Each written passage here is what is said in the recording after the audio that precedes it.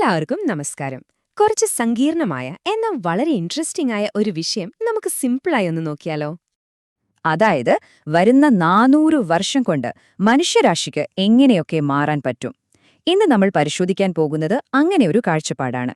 ഒരു വലിയ പ്രതിസന്ധിയിൽ നിന്ന് തുടങ്ങി എങ്ങനെയാണ് മനുഷ്യൻ അതിജീവിച്ച് ഒരു പുതിയ തലത്തിലേക്ക് തന്നെ മാറുന്നത് എന്നതിനെക്കുറിച്ചുള്ള ഒരു വിശകലനം. അപ്പോൾ നമുക്ക് ഈ യാത്ര അങ്ങ് തുടങ്ങിയാലോ?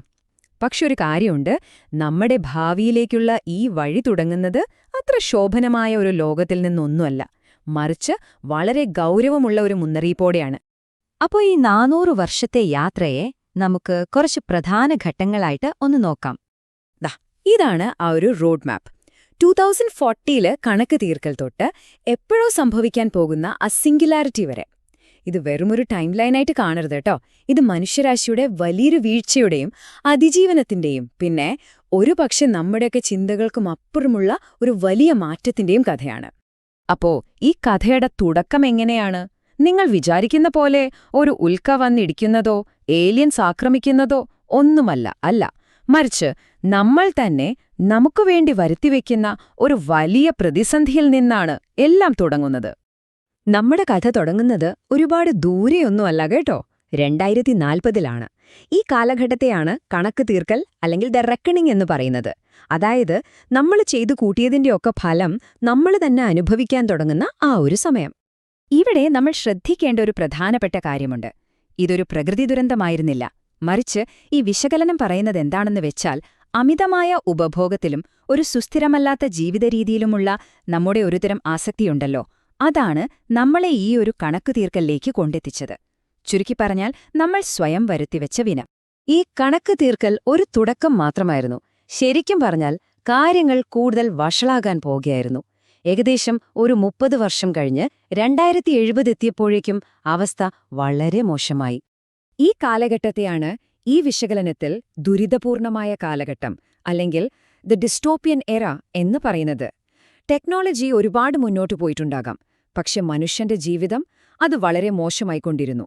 ഇവിടെ ഏതെങ്കിലും ഒരു പ്രശ്നത്തെക്കുറിച്ചല്ല പറയുന്നത്, മറിച്ച് നമ്മുടെ സമൂഹം മൊത്തത്തിൽ തകർന്നടിയുന്നൊരവസ്ഥയെക്കുറിച്ചാണ്. എവിടെ നോക്കിയാലും മാലിന്യങ്ങൾ കുന്നുകൂടുന്നു, വൃത്തിയില്ലാത്ത, മനുഷ്യന് ജീവിക്കാൻ പറ്റാത്ത സാഹചര്യങ്ങൾ. സത്യം പറഞ്ഞാൽ മനുഷ്യന്റെ നിലനിൽപ്പ് തന്നെ ഒരു ചോദ്യചിഹ്നമായി. ഈ ഒരു അവസ്ഥയിലാണ് മനുഷ്യരാശി വളരെ നിർണായകമായൊരു തീരുമാനമെടുക്കാൻ നിർബന്ധിതരായത്. ഇനി ഈ ഭൂമിയിൽ ജീവിക്കാൻ പറ്റില്ല എന്നൊരവസ്ഥ വന്നപ്പോ മനുഷ്യരാശി ഒരുപക്ഷെ ചരിത്രത്തിലെ തന്നെ ഏറ്റവും വലിയൊരു തീരുമാനമെടുത്ു. എന്താന്നല്ലേ? ഭൂമിക്ക് സ്വയം സുഖപ്പെടാൻ വേണ്ടി 50 വർഷത്തേക്ക് നമ്മുടെ ഭൂമിയെ ഉപേക്ഷിച്ച് മാറി നിൽക്കുക. അങ്ങനെ 2100 ലോകത്തുള്ള എല്ലാ ഗവൺമെന്റുകളും ഒരുമിച്ച് എന്നിട്ട് ഈ അവിശ്വസനീയമായ പദ്ധതി നടപ്പിലാക്കി. അതിനവർ പേരിട്ടത് പിൻവാങ്ങൽ എന്നായിരുന്നു. ഇതിന്റെ പിന്നിലെ ആശയം വളരെ സിമ്പിളാണ്, പക്ഷെ അത്രയേറെ ശക്തവുമാണ്. ഈ ഗ്രഹത്തിലെ പ്രധാന പ്രശ്നം നമ്മൾ മനുഷ്യരാണ്. അപ്പോൾ നമ്മളങ്ങ് മാറി നിന്നാൽ ഭൂമിക്ക് സ്വയം സുഖപ്പെടാൻ ഒരവസരം കിട്ടും. ശരിക്കും പറഞ്ഞാൽ മനുഷ്യരാശിയുടെ ചരിത്രത്തിലെ ഏറ്റവും വലിയൊരു വിനയത്തിന്റെ പ്രവൃത്തിയായിരിക്കാമിത്. അപ്പോ ഈ 50 വർഷത്തെ പിൻവാങ്ങൽ കഴിഞ്ഞിട്ട് എന്ത് സംഭവിച്ചു കാണും? നമുക്കൊന്ന് 2200 പോയി നോക്കാം. ആ പദ്ധതി വിജയിച്ചോ? അതെങ്ങനെയാണ് ഒരു പുതിയ തുടക്കത്തിന് കാരണമായത് എന്നൊക്കെ നോക്കാം. അതെ, ആ പദ്ധതി വൻ വിജയമായിരുന്നു. മനുഷ്യർ തിരികെ വന്നപ്പോൾ കണ്ടത് എന്താണെന്നോ? ശുദ്ധമായ വായു, തെളിഞ്ഞ വെള്ളം, എങ്ങോട്ടു നോക്കിയാലും പച്ചപ്പ് നിറഞ്ഞ് തഴച്ചു വളരുന്ന ഒരു ഭൂമി. ഈ ഒരു പുനർജന്മം ഒരു പുതിയ ചിന്താരീതിക്ക് തന്നെ തുടക്കമിട്ടു. ആ പുതിയ ചിന്താരീതി ഇതായിരുന്നു: പ്രകൃതിയെ അടക്കി ഭരിക്കുക എന്ന പഴയ ചിന്തയൊക്കെ അങ്ങ് മാറ്റിവെക്കുക. പകരം പ്രകൃതിയോടൊപ്പം അതിനോട് ഇണങ്ങിച്ചേർന്ന് ജീവിക്കുക. പിന്നീട് വന്ന ടെക്നോളജിയും കെട്ടിടങ്ങളുമെല്ലാം ഈ ഒരു ആശയത്തെ അടിസ്ഥാനമാക്കിയായിരുന്നു. 2250 ആയപ്പോഴേക്കും ഈ പുതിയ ഫിലോസഫി വെറുമൊരു ആശയം മാത്രമായിരുന്നില്ല, അത് പ്രാവർത്തികമാക്കാൻ വേണ്ടി ശരിക്കും പറഞ്ഞാൽ അവിശ്വസനീയമായ ചില പുതിയ ടെക്നോളജികൾ അവർ ഉണ്ടാക്കിയെടുത്തു. അതിലേറ്റവും പ്രധാനപ്പെട്ട ഒന്നായിരുന്നു ബയോമിമിറ്റിക് 4D പ്രിന്റിംഗ്.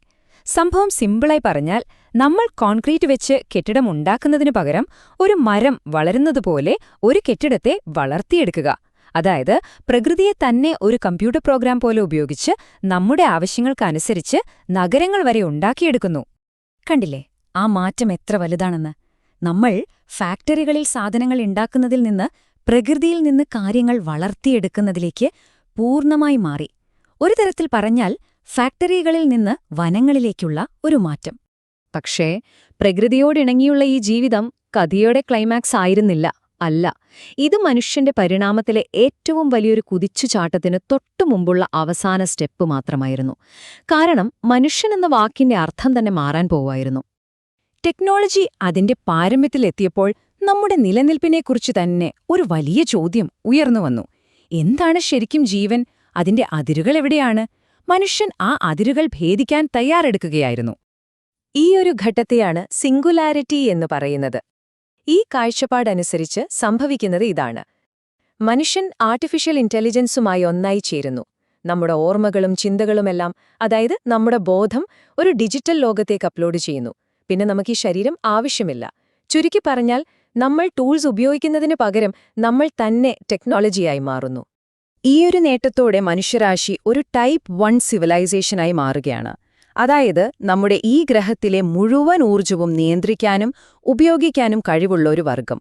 ഇത് പ്രപഞ്ചത്തിൽ മനുഷ്യന് ഒരു പുതിയ സ്ഥാനം തന്നെ നൽകും. അപ്പോ അവസാനം ഒരൊറ്റ ചോദ്യമേയുള്ളൂ. ഭാവിയെക്കുറിച്ചുള്ള ഈയൊരു കാഴ്ചപ്പാട് നമ്മൾ എത്തിപ്പിടിക്കാൻ ശ്രമിക്കേണ്ട ഒരു ലക്ഷ്യമാണോ, അതോ അതിജീവനത്തിനു വേണ്ടി നമുക്കെന്തൊക്കെ നഷ്ടപ്പെടാം എന്നതിനെക്കുറിച്ചുള്ള ഒരു മുന്നറിയിപ്പാണോ? ഇതിനെക്കുറിച്ച് നിങ്ങൾക്കെന്താണ് തോന്നുന്നത്?